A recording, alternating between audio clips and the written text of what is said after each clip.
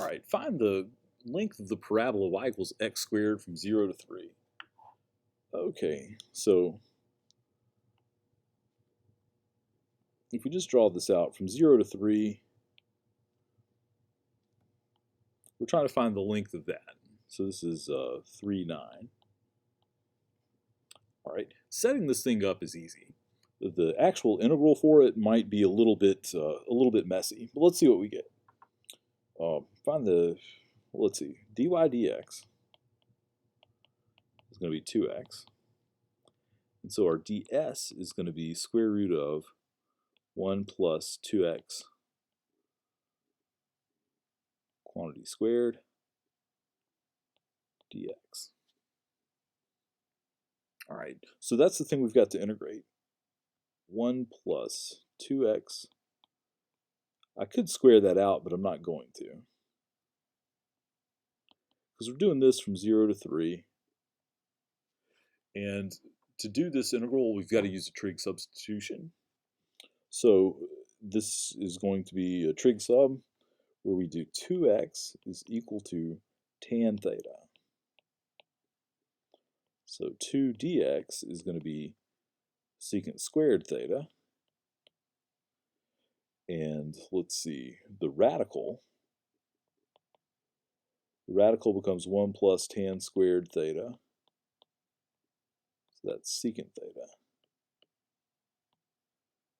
So if we take this and do all of our substitutions, let's see, we've got integral. This is secant theta for the radical. Dx becomes 1/2 secant squared theta.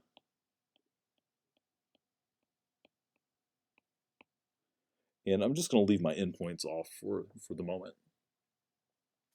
So this becomes a secant cubed problem. 1/2 secant cubed theta d theta. Actually, let's go ahead and deal with our endpoints. Let's see, that upper endpoint is 3.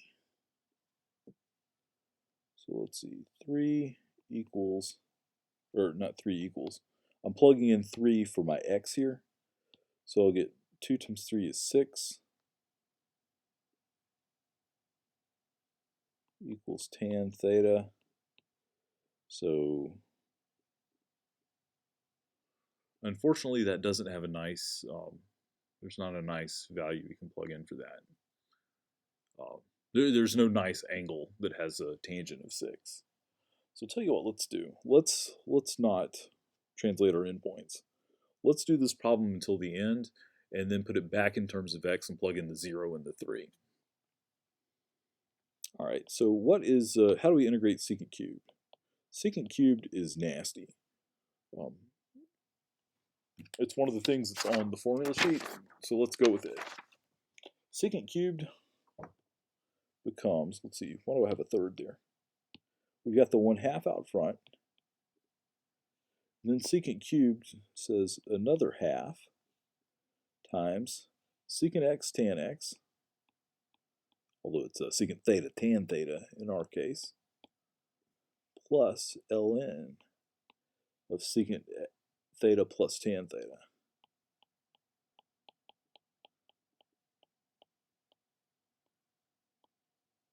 And we're going from one end to the other. I'm not going to put the endpoints there. Let's put this back in terms of x.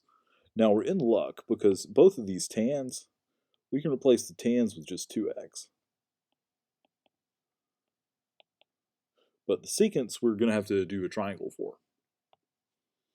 Is a triangle the only way to do this? No, you could use some identities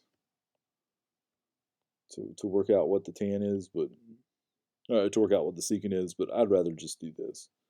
If this is my theta, tan theta is going to be 2x over 1.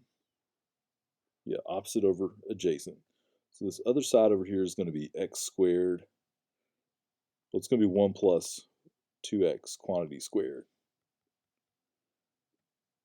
I'm just going to go ahead and write it as 4x squared. So what is secant?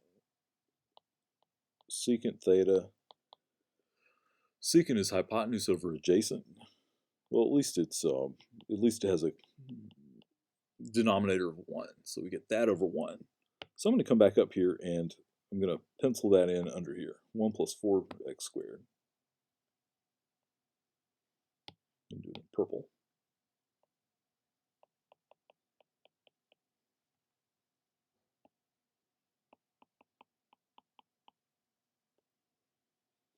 All right, so what do we get? We've got 1/4 times 2x root 1 plus 4x squared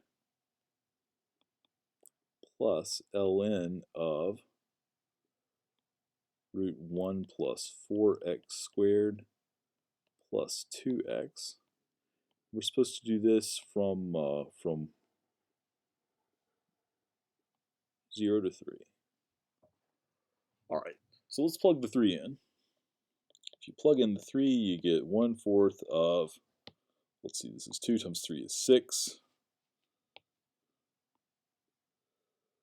So 6 root 3 squared is 9 times 4 is 36, 37. So 6 root 37 plus ln of root 37 plus 6. All right, maybe the 0 will be a little more merciful. When you plug in the 0, you get, this term is 0. This becomes ln of 1 plus 0, and ln of 1 is 0. So yeah, this is all we've got here, is this 1/4 of this thing. Now, that's kind of ugly, but that should be our exact answer. Let's check it with Desmos. And what I'm going to do is 2 different things here. Let's see. I'm going to type that in.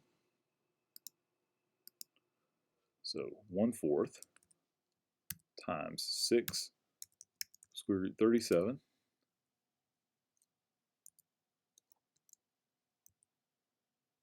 plus ln square root 37 let me try that again. 6 square root 37 plus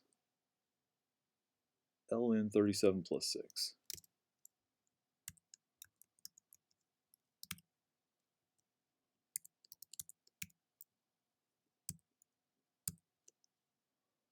That gives me 9.747.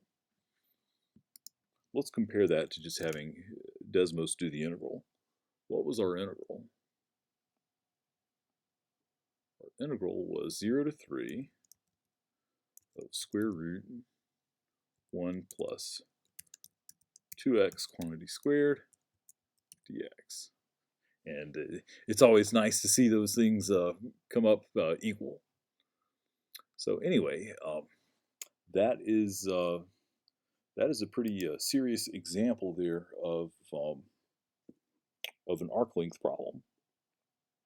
Now, another thing you could do if you wanted, this 9.74, you could come back over here and say, does that make good sense? Well, this length is 3. This length up to here is 9. So if I draw in a line here, the length of that is going to be, by the Pythagorean theorem, it's going to be the square root of 81 plus 9, square root of 90. And what is square root of 90? Where'd my calculator go? Square root of 90, 3 root 10, or 9.48. So we should expect our answer to be a little bigger than 9.48, and sure enough, it was 9.47.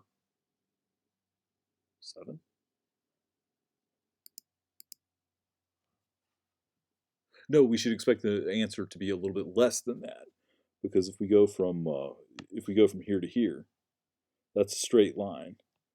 This is a longer bit, so we should expect the exact answer.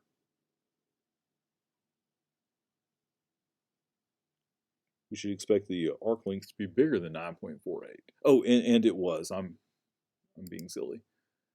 9.48. This is 9.74. So yeah. So we're good.